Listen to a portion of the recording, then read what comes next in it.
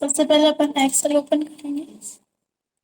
ठीक है, देखिए आप दो कर सकते हैं, या तो आप अलग से सीट बना लीजिए, या फिर जैसे अपन ने मार्कशीट बनाई थी, अपन चाहते हैं अपना पूरा डाटा एक ही सीट के अंदर रहे, तो अपन ने मार्कशीट बनाई थी, अपन उसी में ऐड कर लेते हैं। फाइल पर जा रहे हैं और हम यहाँ से ओपन पे क्लिक कर रहे हैं।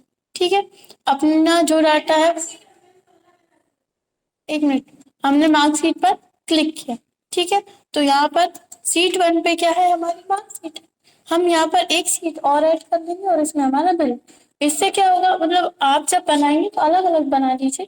हम इसलिए आपको ऐसा बोल रहे हैं कि आपका एक ही सीट के अंदर पूरा डाटा रहेगा। जैसे कि अभी हमने मार्क्सशीट बता दी, बिल बता देंगे, फिर इसके बाद present list, salary present list, ये सभी बताएंगे। सारा डाटा आपका एक ही फाइल के अंदर रहेगा।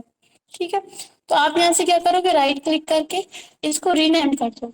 राइट क्लिक करेंगे, रीनेम करेंगे और अपन इसको नाम दे देते हैं मार्कशीट। ठीक है, अब आप क्या करोगे, यहाँ से न्यू पर क्लिक करोगे, एक नई सीट आ जाएगी अपन।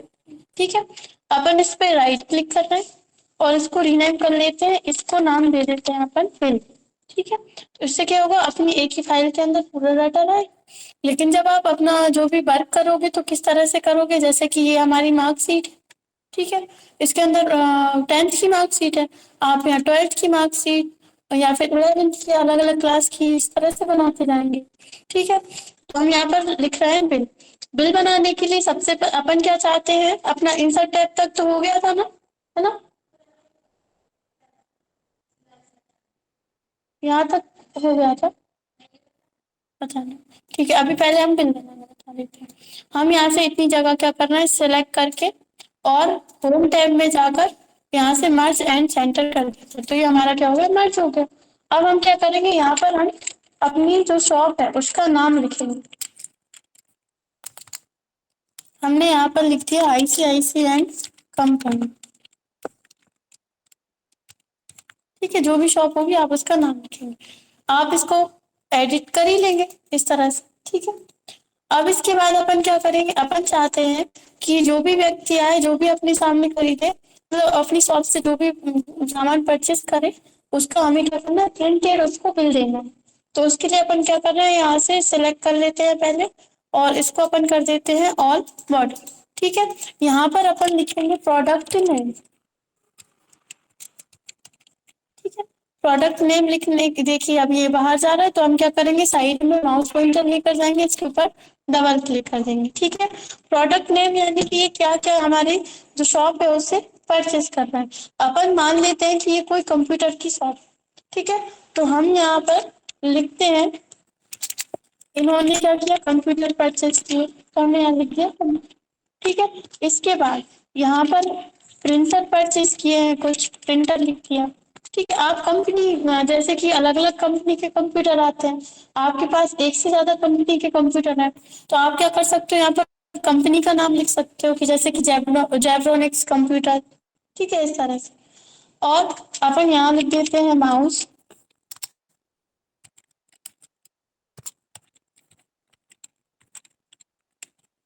ठीक है, अब अपन यहाँ लिखेंगे क्वांटिटी, यानी कि वो कितनी संख्या में। इसको भी अपन क्या करते हैं, यहाँ से सिलेक्ट करके इसको थोड़ा सा हाईलाइट कर देते हैं, जिससे आपको ये समझ में आ जाए कि ये हमारा क्या है, प्रोडक्ट नेम वगैरह। ठीक है, अब इसके बाद हम यहाँ लिखेंगे क्वांटिटी।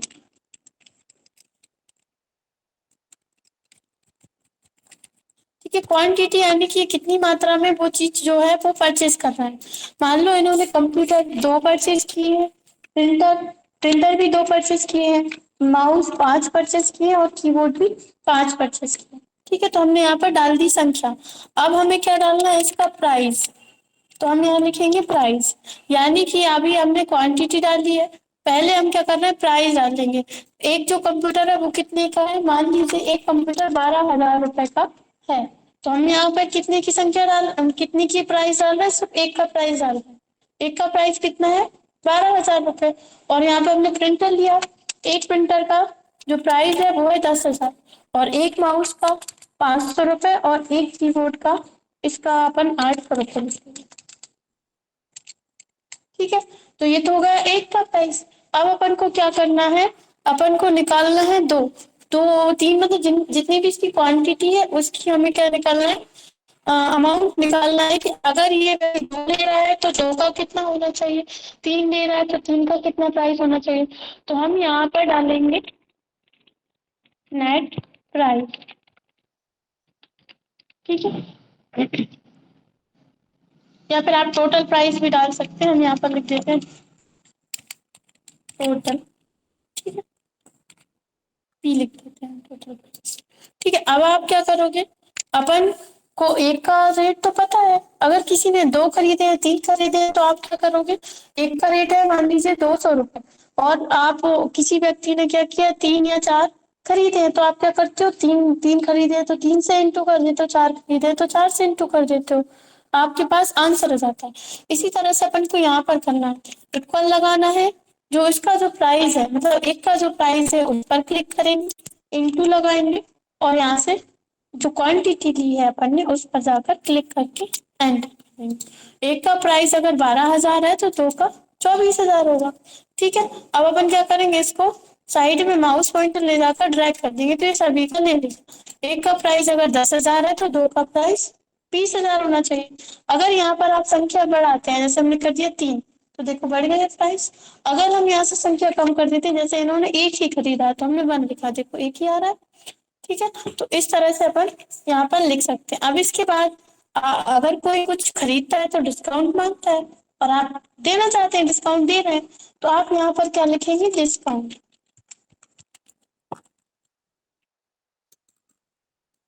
ठीक है। डिस्काउंट परसेंट में आता है, जैसे आप 2%, 3%, 10%, 20%, जितना भी आप डिस्काउंट देना चाहते हैं वो आप यहाँ पर लिखेंगे।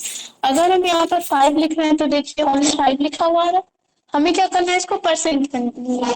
अब देखिए हमने आपको पिछली क्लास में मतलब पहले जो क्लासेस लगी थी जब हमने आपको ये नंबर वाला ग्रुप बताया था, इसमें हमने आपको बताया था कि पहले आपको क्या करना है, परसेंट वाला लेना है, फिर इसके बाद आपको लिखना है। जैसे कि अगर आपने पहले लिख दिया, जैसे हमने लिख दिया यहाँ पर 5% डिस्काउंट देना है, फिर हम क्या चाहते हैं, यहाँ पर परसेंट का साइन आ जाना चाहिए, तो हमने यहाँ पर परसेंट पर क्लिक किया तो उसने क्या कर दिया 500%, जबकि आपको क्या करना है, सिर्फ 5% करना है। तो पहले आप सेल को सिलेक्ट करो, परसेंट सिलेक्ट करो, फिर इसके बाद 5 लिखोगे तो वो ले लेगा। या फिर दूसरी चीज इस तरह से कर सकते हो, जैसे कि आपको यहाँ से नहीं लगाना लेकिन परसेंट का साइन लगा सकते हो, जैसे हमने यहाँ पर लिखा 6, तो हमें लिखना है 6%, शिफ्ट के साथ परसेंट का साइन लगा दी, शिफ्ट के साथ 5, ठीक है। तब भी आप देखेंगे कि इसमें परसेंट आ गया। ऐसे भी ले सकते हो या फिर आप डायरेक्ट यहाँ से सिलेक्ट भी कर सकते हो, ठीक है। अब आपने जो माउस है उस पर हमने 3%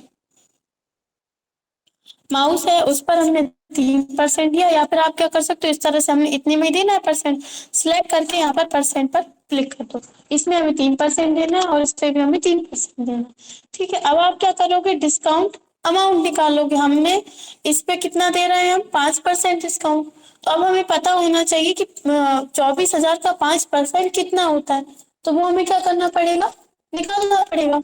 तो उसके लिए हम यहाँ पर लिखेंगे, हम शॉर्ट में लिख देते हैं GIS और डॉट, ठीक है, और AMT यानी कि अमाउंट, ठीक है। अब हम यहाँ पे क्या करेंगे, इक्वल लगाएंगे।